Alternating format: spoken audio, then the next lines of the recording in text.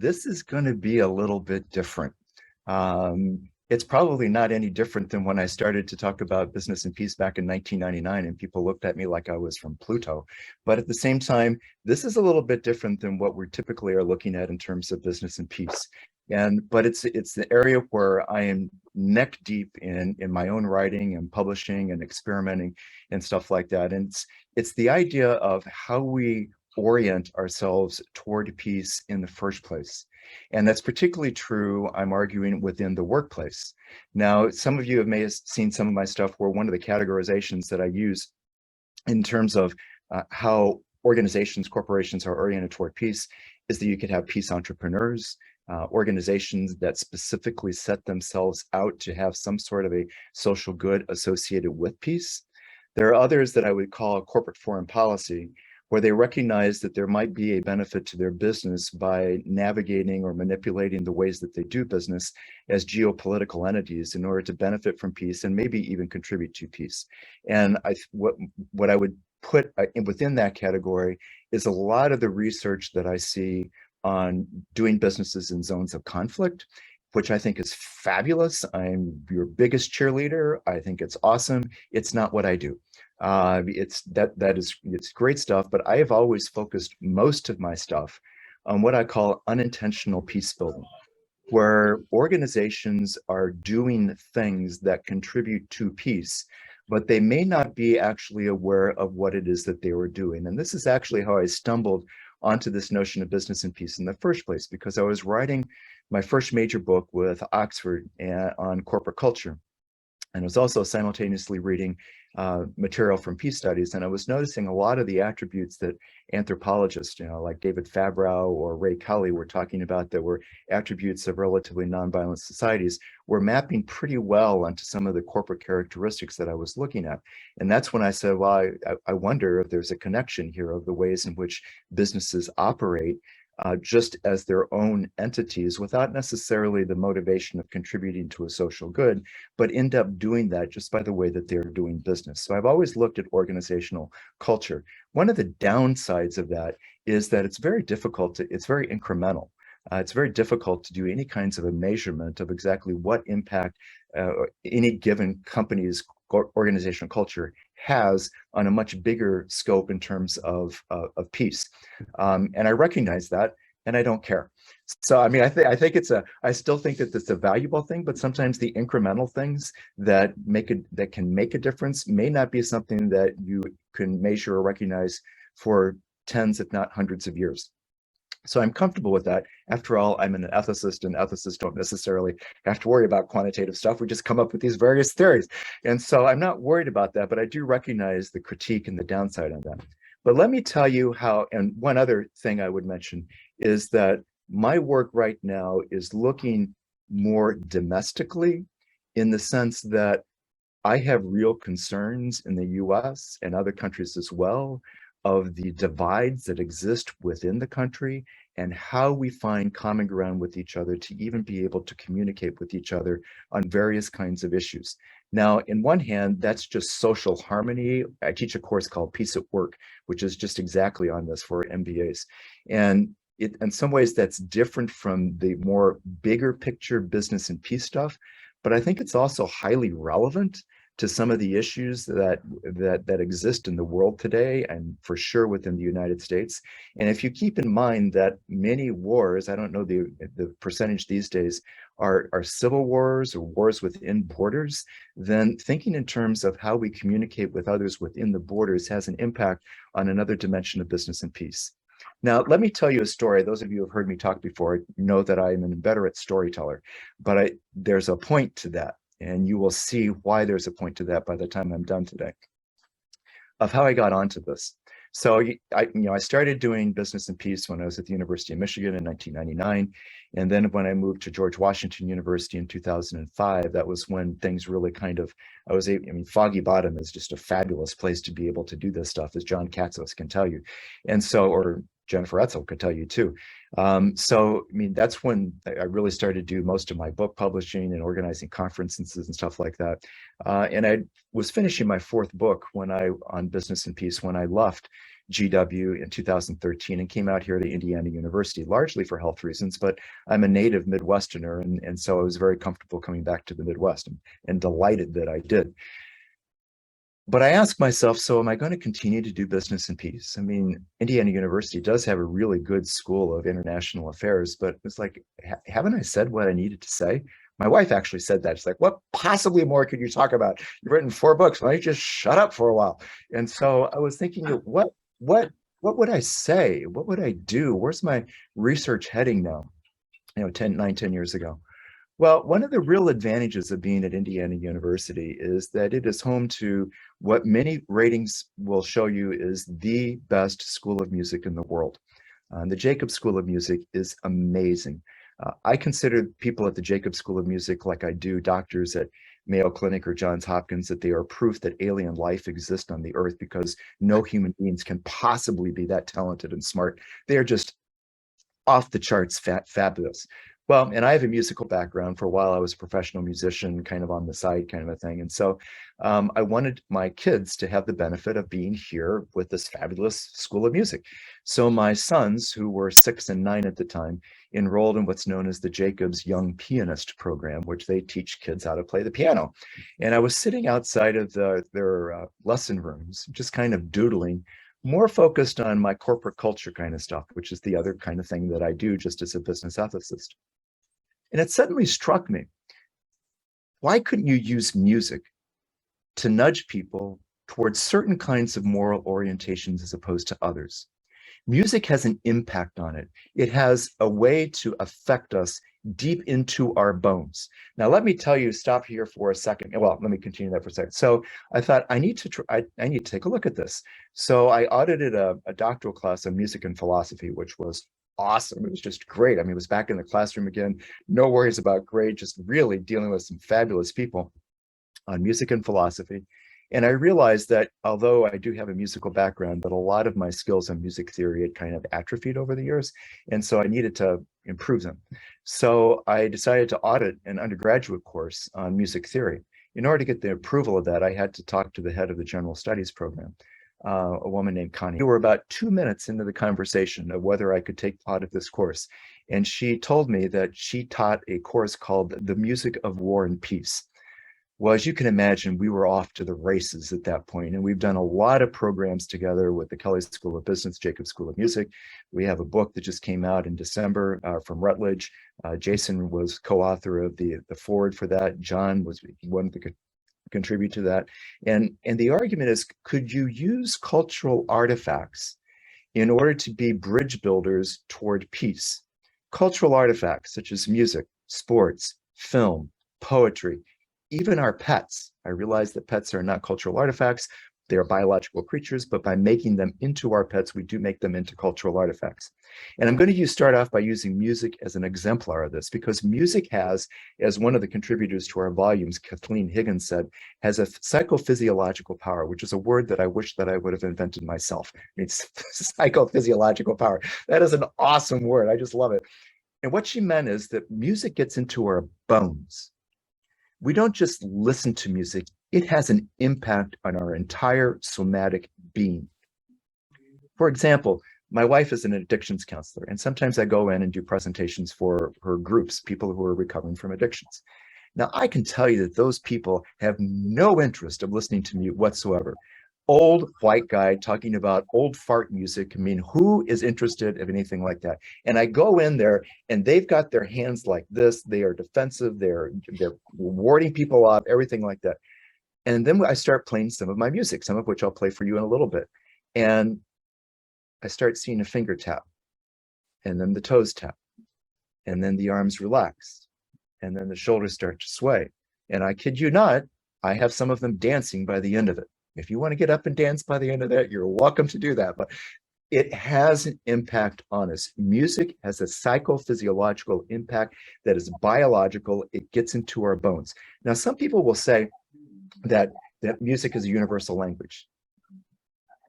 Kinda. I mean, we all do music, but we don't all like the same music. I'm sure that everybody here can identify kinds of music that they really don't like at all. And so you can't say that we just all share music, and if we all sing together, we will be fine. There is some music that is universal. It's called infant directed speech. There was an article in the New York Times about it about a month ago, but the research has been around for a long time. And that is around the world, regardless of culture, that parents sing to their children in the same way, that same kind of a lullaby thing. So that there is kind of a naturalistic way in which we communicate. But not so there is a musical sense to us, but we are so musical that we will make music even if music isn't there. Listen to this. This is, oops, that's the wrong one.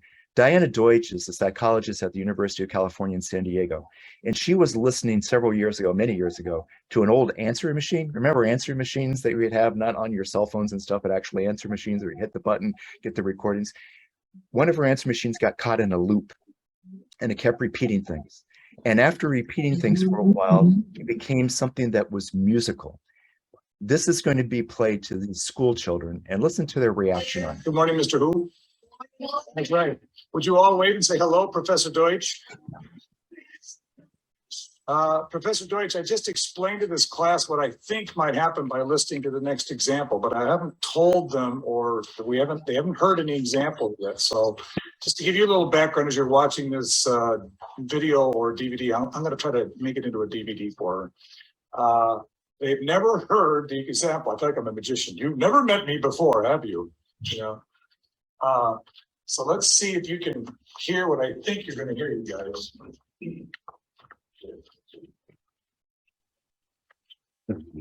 The sounds as they appear to you are not only different from those that are really present, but they sometimes behave so strangely as to seem quite impossible. But they sometimes behave so strangely. They sometimes behave so strangely. Sometimes behave so strangely. Try it. Sometimes behave so strangely. Go ahead. Sometimes behave so strangely. Sometimes behave so strangely. Sometimes behave so strangely. Sometimes behave so strangely. Sometimes behave so strangely. Sometimes behave so strangely. So strangely. You get the idea. Repetitive speech, our minds converts into music. That's how musical we are. And there's a lot of research out there from music psychologists that indicate there are certain kinds of, a bit controversial here, certain kinds of tones, diatonic kind of scales, as opposed to Lydian kind of scales or minor kind of scales that tend to increase the amount of happiness in people as they measure it in terms of hormone release and stuff like that. There's a difference between production of music, of what it does to our body, as opposed to just consumption of music, listening to it in your headphones. There are narratives that are associated with it. Daniel Levitin, also controversially, says there are 6 songs that are universal throughout all music. And you listen to him, or Ted Goyas talking about work songs, how we put songs to work in our work environment to make the work environment make sense. So there's something about these cultural artifacts that are narrative, that get into our bones, that make an impact on us. So I want to explore that a little bit.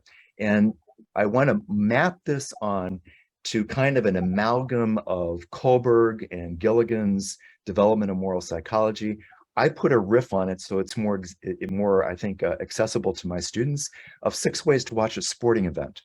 And then in one of the most popular assignments that I've ever come up with, I ask them to put a piece of music that puts them into each one of these psychological states of mind. Now, I don't have time to go all through them, but if you want to see more information, buy my book that's coming out with Georgetown University Press here this fall, where I write the whole thing about this particular thing. That's a sales pitch for the book. And it's something you're going to see me writing a lot more about. So one category that you can watch a sports game with, or anything with, you think of, is an us-them dichotomy. There's us and there's them. And the us side is good, the them side is bad. Now, that can be a problem when us versus them dehumanizes the them. We do, though, all need an us. I mean, we need to have our family and friends. So just having a category of us and them is not necessarily bad. If it's us versus them and becomes dehumanizing, then you've got potential problems. But at the same time, even with the us versus them, sometimes you have to be in a competitive spirit. Sometimes you have to fight. Sometimes you have to try to get the job. Remember, this is for a business school class. Sometimes you have to get the job. You have to get the bid. And so a competitive state of mind is not necessarily bad. It is just within a context of other kinds of steps of moral psychology. So from a sports example, you can look at a big sports rivalry, and I won't go into detail on that, a big sports rivalry where there is an us versus them. That is not necessarily bad, but it could be. Now, I'm just going to give you my songs. If I wanted to put myself into a competitive state of mind, the song that I would listen to is the old theme from the boxing movie Rocky, bum, bum, bum, bum, bum, bum, bum, bum, bum, bum, bum, because that puts you in a fighting kind of a mode. That's one mode. I'm not saying that that is an exemplar kind of a mode. It is a psychological state of mind that we can put ourselves into. Second one, rules. You can watch a sporting event simply to enjoy the game, because a sport is only a sport to the extent that it has rules. One of my sons plays soccer or real football. The other one plays baseball. Different rules. If you're playing soccer/football, you can't use your hands unless you're the keeper. But if you're in baseball, if you use your feet, you're not doing the right thing. And so rules make up the game. It's because you have rules that you even enjoy the game, whether one of your teams is playing or not. There's another dimension of rules, and that is the rules that apply to the players that give them a sense of discipline, where they're doing the hard work, running the extra wind sprint, doing extra weights. And so they discipline themselves, and you can enjoy the game to see the results of the discipline of the players involved. Now, if I want to put myself in a structured, rules-based state of mind, I would listen to one of the songs from the U.S. military academies, like Anchors Aweigh. Anchors aweigh, my boys, anchors aweigh. Now, if I've been goofing around and I hear that, I realize it's time to get down to business. Okay. Step 3, I'm going through these really fast, I realize, but I think that you'll get the sense of it. The third one is a golden rule or kind of a relationships, which is about sportsmanship, where even though you're competing, even though there are rules and you can enjoy both aspects of those, who's winning the game, the existence of the sport itself, that you can appreciate sportsmanship. Let me tell you the story that has never failed to elicit someone crying. And I would have to show it in order to elicit that information from you, but I will tell you the story. It's an American college softball game in the Pacific Northwest. It won an ESPY award here a few years ago, where there was a woman at the batting, hits the ball over the fence, which is a home run. But in order to score the home run, she was a senior, it was her last game too. In order to score the home run, you have to hit all the bases, including home plate, touch all the bases, including home plate. As she's going around first base, she trips and falls and tears her ACL. So she can't move. She crawls back to the base. Her teammates and coach says to the umpire, well, can we carry her around the bases? Because she hit the home run and she's hurt. The umpire says, no, there's a rule against assisting your teammates in the game. Whereupon the other team said, what if we help her around the bases?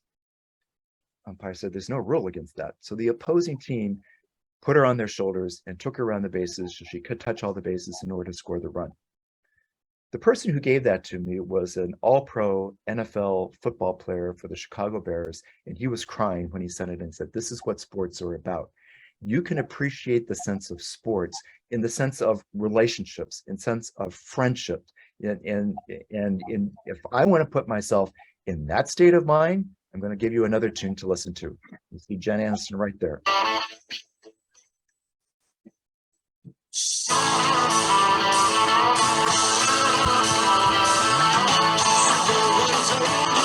As I'm playing that, listen to the music. That is part of the point here. It's not just that I have a category. Listen to the music as it's saturating your body.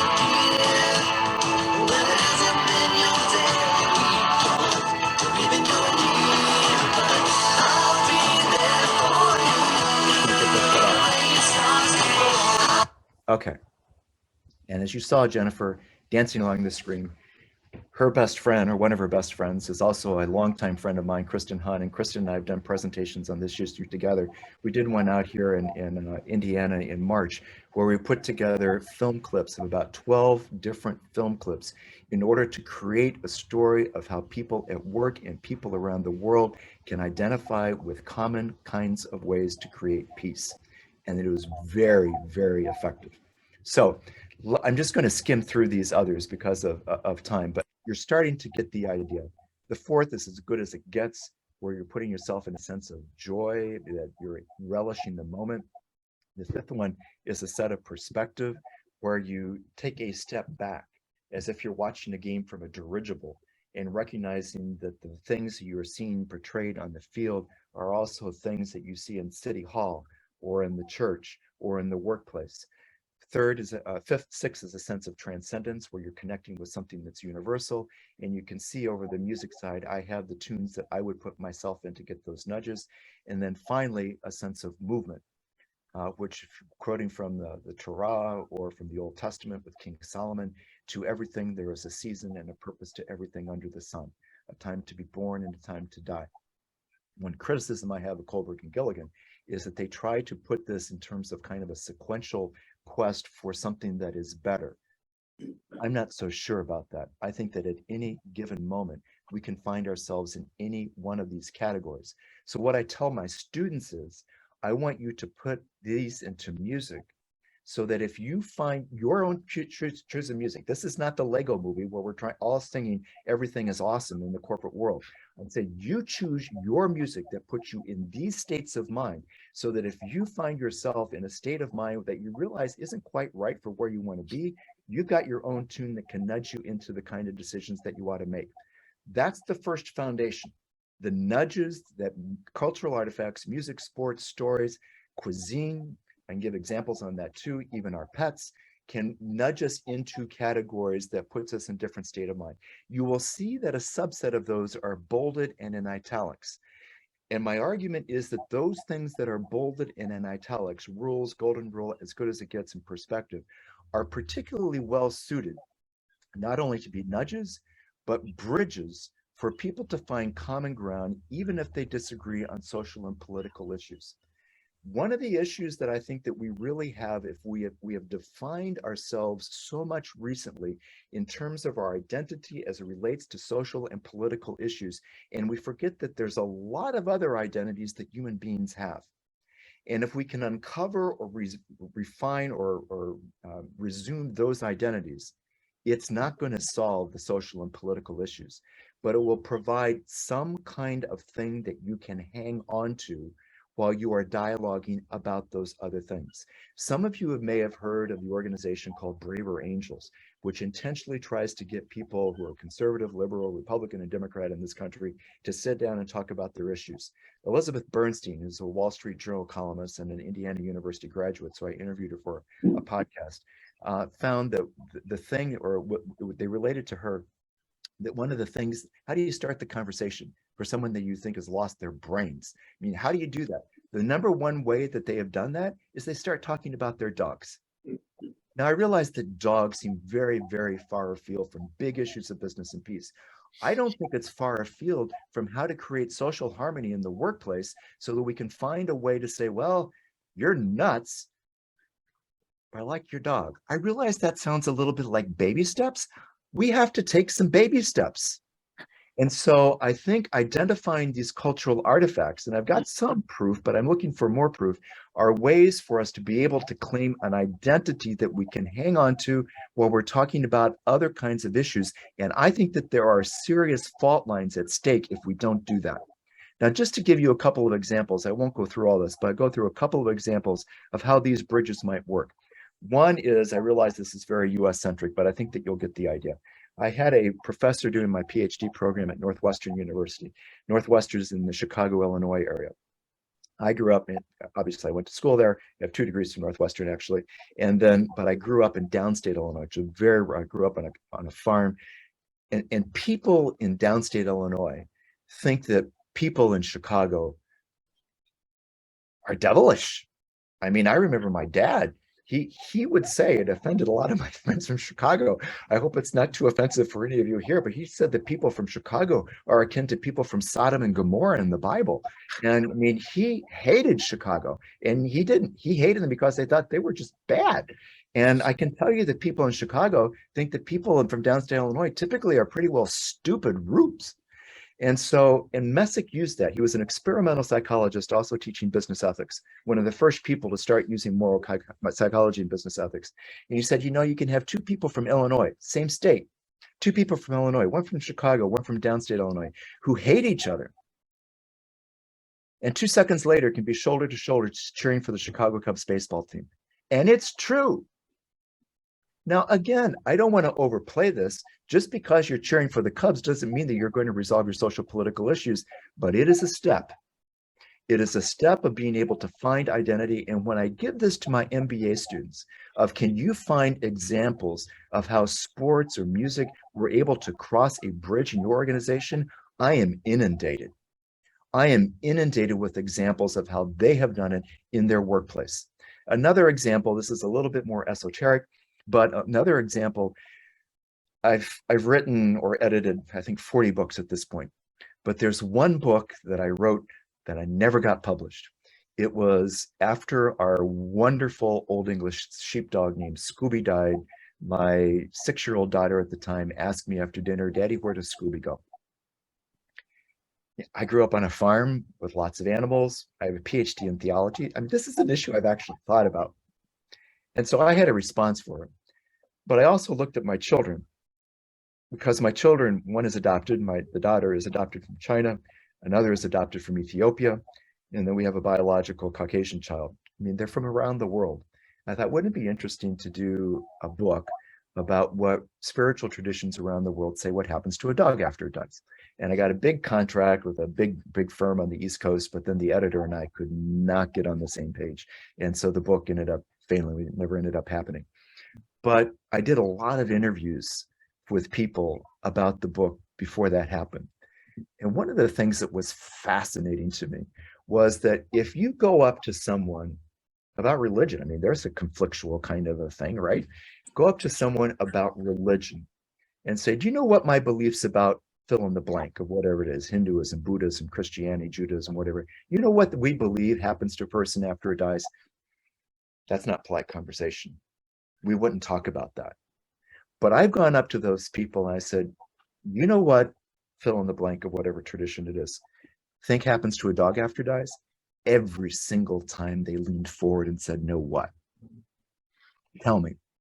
Because it's a safe space to be able to talk about things. And they learned a lot about that tradition that they would have never known before if they didn't have that safe place in order to be able to talk about it. So you can look at music, sports, film, cuisine. I've got examples on every one of these. Business itself. Business is a cultural artifact.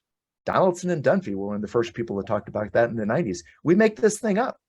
And our enterprise of all of us here today has been how to use this cultural artifact that we call business. Business didn't come down the mountain with Moses.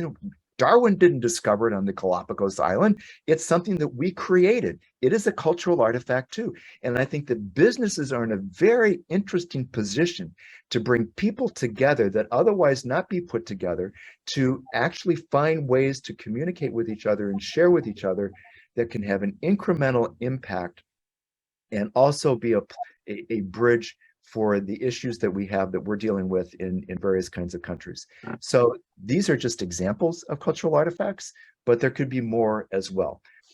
Get a group together, maybe 10 to 15, maybe even smaller than that. Take the list of songs, the 5 songs. You have to orient this. You can't just say, what are the 5 favorite songs? You come up with something dastardly or whatever. But what are the 5 songs that put you in those bridge categories that I talk about? And write them down. And then bring the group together and what are in the top 5. And so far, what we have found is that when people do that, they will either agree on 1 or 2 of those songs and they will have a common ground, or they will say, that wasn't on my top 5, but I can relate to that one. Now, we haven't done enough experimenting on that to really make conclusions on it, but it does seem that this is a pretty easy way to people to find common ground. Kristen and I did it with music. I've also done it with film. We even did it in a religion. The average time that it takes for people to find common ground in any of those 4 categories has been less than a minute. In less than a minute, people who disagree on all kinds of things can find common ground on one of these bridges. And so I think, again, this is experimental. I haven't run it on any kind of a big experiment. In fact, I'm not really an empirical guy. So I throw out all these hypotheses and then I challenge people to go and pin it down and stuff like that.